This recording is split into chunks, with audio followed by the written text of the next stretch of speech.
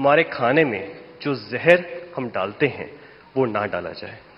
इसी संदर्भ में हमने 30,000 से ज्यादा किसानों को अपने खेत में बुला के, हम जटखोड़ खेत से बिलोंग करते हैं जो दिल्ली सोनीपत बॉर्डर पे है, बुला के कैसे जैविक खेती की जाती है, किस तरह कीटों से बचाया जाता है, उस संदर्भ में उनको सिखाया है। अगर हम सरसों का तेल निकालते हैं तो एक्सपेलर यूनिट नहीं, जो प्राचीन समय में कच्ची घानी का तेल हुआ करता था। अगर हम गाय पाल रहे हैं, जर्सी एचएफ नहीं, जो हमारी देसी गाय है, गिर है, सहवाल है, थारपारकर है, राठी है, क्यों उसको भी हमें ज्यादा सेवा करनी चाहिए? और उसके दूध में और उसका जो घी बनता है, क्या उसमें ज्यादा प्रोटीन कंटेंट होता है और हमारे शरीर के लिए क्यों वो ज्यादा जरूरी है? इसी संदर्भ में हमारा उद्देश्य रहता है। और देखिए, लक्ष्य आप स्वयं तो एक मिशन बोर्ड में इस काम को कर रहे हैं, लेकिन आज आपका यहां आने से इनको भी और देश को पता चलेगा कि ऐसे नौजवान, जबकि दुनिया कुछ अलग सोचती है, ये अलग सोच रहा है।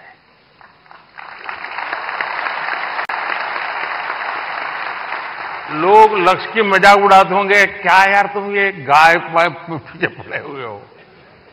उसके बाद भी वो उसको समर्पित है। आप कभी गुजरात के गवर्नर आचार्य देवव्रत जी से मिले हैं? नहीं सर, ये अवसर नहीं। तो मैं आपसे आग्रह करूंगा, एक बार उनके साथ बैठिए। वो एक मिशन बोर्ड में ये नेचुरल फार्मिंग पे काम करते हैं। कुरुक्षेत्र में उनका एक फार्म भी है और गुजरात में करीब उन्होंने 3 लाख किसानों को नेचुरल फार्मिंग की तरफ ले गए हैं और जो उसके रिजल्ट आए हैं बहुत ही एनकरेजिंग है। दूसरा, लोगों में एक भ्रम है जिसको आप ठीक कर सकते हैं। ऑर्गेनिक फार्मिंग और नेचुरल फार्मिंग दोनों अलग है। कुछ लोग कहते हैं कि ऑर्गेनिक फार्मिंग में शुरू में इनकम का बहुत लॉस होता है, उसके कारण कोई किसान हिम्मत नहीं करता। नेचुरल फार्मिंग में लॉस नहीं होता है और धीरे धीरे प्रोडक्टिविटी बढ़ती है, क्वालिटी बढ़ती है, एकरेज बढ़ता है। मैं चाहूंगा कि आप बहुत अच्छा काम कर रहे हैं, लेकिन मैं आपसे आग्रह करूंगा आप आचार्य देवव्रत जी से जरूर मिलिए। यूट्यूब पर उनके बहुत सारे लेक्चर्स हैं, आप उसको देखिए। बहुत बहुत शुभकामनाएं।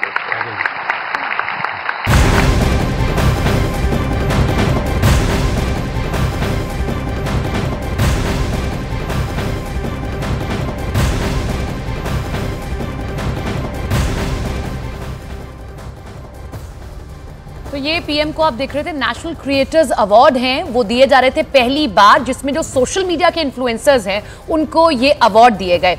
अब आज महाशिवरात्रि है और महाशिवरात्रि के मौके पर देश भर के शिवालय हर हर महादेव की गूंज से आज गुंजायमान हो चुके हैं। भक्तों की भारी भीड़ उमड़ रही है।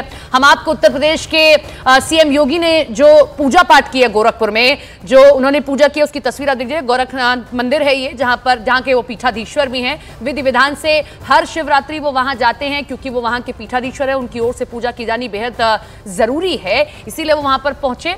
पूजा उन्होंने की है और माता पार्वती और भगवान शंकर के विवाह के दिन को शिव भक्त महाशिवरात्रि के रूप में मनाते हैं। तस्वीरें हम आपको दिखा रहे हैं। सीएम योगी आदित्यनाथ गोरखनाथ मंदिर के पीठाधीश्वर हैं और बतौर पीठाधीश्वर उनकी जिम्मेदारी हो जाती है कि आज के दिन वो वहां पर पूजा, क्योंकि जो गोरखनाथ मंदिर है, जो गोरखनाथ है, वो भी भगवान शिव का ही एक स्वरूप है और इसीलिए नाथ संप्रदाय के सबसे बड़े भगवान वो माने जाते हैं और नाथ संप्रदाय से ही आते हैं योगी आदित्यनाथ और इसीलिए वहां के पीठाधीश्वर। ये 2 तस्वीरें हम आपको दिखा रहे हैं। एक तरफ आप देख रहे हैं मध्य प्रदेश के मुख्यमंत्री डॉक्टर मोहन यादव ने महाकाल उज्जैन में अपने ही क्षेत्र में वहां पर पूजा पाठ की है। महाकाल के आज देखिए खास आरती की गई और उस आरती में अपने परिवार के साथ वो सम्मिलित हुए। सुबह सुबह यार तड़के उनकी ओर से पूजा पाठ की गई। दूसरी तरफ तस्वीर आप देख रहे हैं मुख्यमंत्री योगी आदित्यनाथ की, जो गोरखपुर में मौजूद है और गोरखनाथ मंदिर में पूजा पाठ करते हुए उनकी ये तस्वीरें।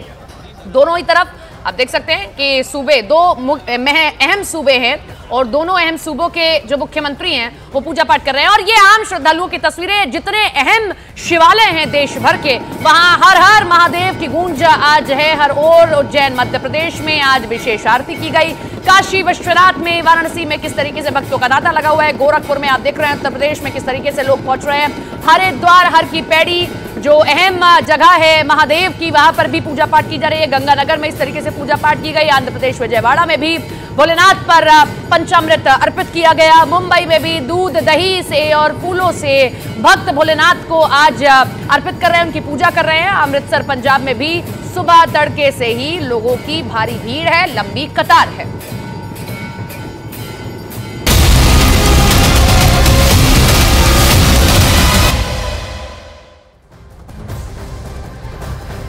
परीक्षा की तैयारी है और उसमें टारगेट सेट किया गया कि 400 पार जाना है प्रधानमंत्री नरेंद्र मोदी की ओर से, और इसी को लेकर एनडीए किस तरीके से काम कर रहा है। उत्तर से लेकर दक्षिण तक बीजेपी एनडीए का परिवार बढ़ाने की कोशिशों में जुटा हुआ है, कुनबा बढ़ाया जाए। और इसी कड़ी में चंद्रबाबू नायडू और पवन कल्याण से लेकर बिहार में चिराग पासवान और ओडिशा में नवीन पटनायक से बातचीत हो रही है। इसका फाइनल नतीजा अगले कुछ दिनों में सामने आ जाएगा। कल रात एलजेआर के चिराग पासवान ने बीजेपी अध्यक्ष जेपी नड्डा से मुलाकात की और उधर खबरें आ रही हैं कि ओडिशा के सीएम नवीन पटनायक फिर से एनडीए में वापसी कर सकते हैं, और ये एक बहुत बड़ा कहें कि फैसला होगा और बहुत बड़ा मास्टर स्ट्रोक होगा बीजेपी का, क्योंकि नवीन पटनायक की ओडिशा में क्या ताकत है वो किसी को बताने की जरूरत नहीं है। कितनी बार से वो वहां मुख्यमंत्री बने हुए हैं, लोकप्रिय चेहरों में से एक हैं, और इसीलिए अगर नवीन पटनायक अपनी पार्टी के साथ आ जाते हैं एनडीए में, तो ये भारतीय जनता पार्टी के लिए बहुत बड़ी चीज होने वाली है आने वाले चुनावों में।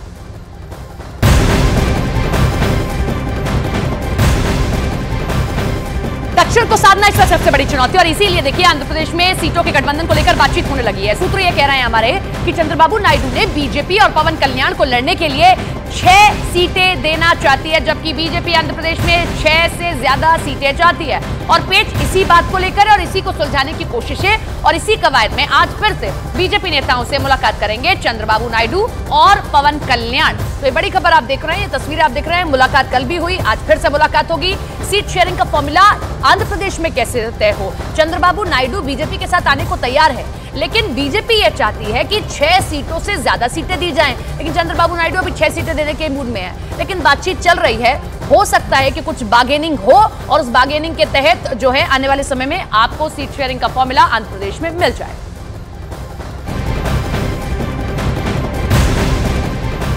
वहीं दिल्ली में एलजेपी अध्यक्ष चिराग पासवान ने भी जेपी नड्डा से मुलाकात की। बैठक में बिहार में सीट शेयरिंग को लेकर बातचीत हुई। जेपी नड्डा के आवास पर करीब आधे घंटे तक बैठक चली है। चिराग पासवान यूं तो अपनी पार्टी के साथ पहले ही एनडीए का हिस्सा हैं, लेकिन अब बिहार में स्थिति कुछ और है, क्योंकि जेडीयू भी साथ आ चुकी है। इसीलिए एलजेपी को कितनी सीटें दी जाएं, और इसी पर मंथन किया जा रहा है। जेपी नड्डा के आवास पर कल करीब आधे घंटे तक बैठक हुई।